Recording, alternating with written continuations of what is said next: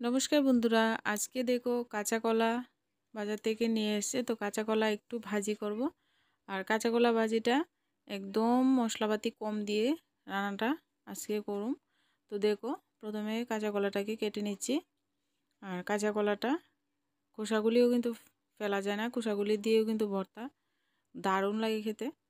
তো আজকে একটু হালকাভাবে কাঁচা কলা ভাজি করব। তো সবাই তো ভাজি করতে পারো, আমি কিভাবে ভাজিটা করছি ভিডিওটা দেখতে থাকো। কাঁচা কলা কেটে কিন্তু জলের মধ্যে রাখবেন। জলের মধ্যে রাখলে কাঁচা কলার কষটা হাতে আর লাগবে না, কাঁচা কলা থেকে কষটা বেরিয়ে যাবে। তো আমি এখানে দুটো কাঁচা কলা এভাবে মাঝখান থেকে টুকরো করে আজকে ভাজিটা করছি। আপনারা লম্বা লম্বা করেও রাখতে পারেন।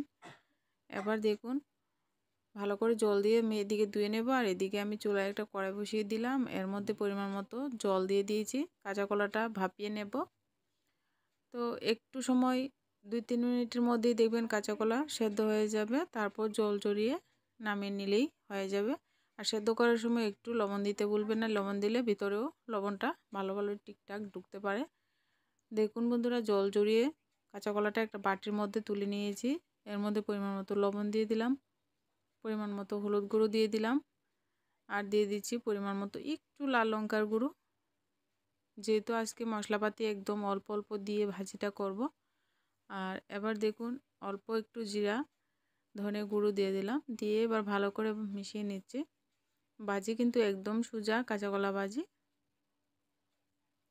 সমস্ত উপকরণ ভালো করে মিশিয়ে নিতে হবে, যাতে সমস্ত কলাটার মধ্যে মশলাপাতিগুলি ভালো করে এইভাবে হাত দিয়ে মেখে নেবেন। সব দিকে মেখে কিন্তু রেডি করে নেব। আর আমি অন্যদিকে চুলায় কড়াই বসিয়ে দিলাম, দিয়ে কিন্তু কড়াইয়ের মধ্যে পরিমাণ মতো সরষের তেল দিয়ে দিচ্ছি। তেল ভালো করে গরম করে নিয়েছি। এবার কাঁচা কলাগুলি দিয়ে দিচ্ছি একটা একটা করে।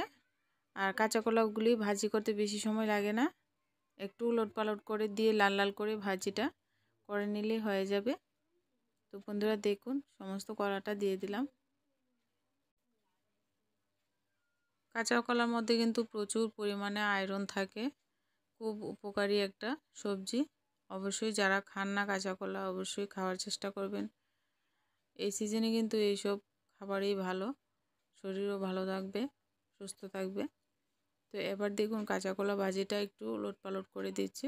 উলট পালট করে দিয়ে সব দিক দিয়ে কিন্তু একটু লাল লাল করে ভাজিটা করব।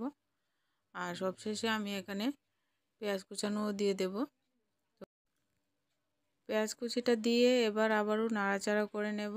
মানে কাঁচা কলাগুলি আবারও লাল লাল করে ভাজি হতে হতে এদিকে পেঁয়াজটাও ভাজি হয়ে যাবে। তো সমস্ত ভাজাটা কিন্তু খুব সুন্দর হয় এইভাবে পেঁয়াজ দিয়ে ভাজি করলে। আর মাঝে মধ্যে পেঁয়াজটা একটু মুখে পড়লে ভালোই লাগে খেতে। তো অবশ্যই বাড়িতে একবার এভাবে যারা কাঁচা কলা ভাজি খাননি কখনো, এভাবে করে খেয়ে দেখবেন, দারুণ লাগে খেতে। আর আজকের ভিডিওটা যদি ভালো লাগে, ভিডিওতে লাইক কমেন্ট করতে বন্ধুরা ভুলবেন না। আর চ্যানেলটিকে সাবস্ক্রাইব করে চ্যানেলের পাশে থাকবেন।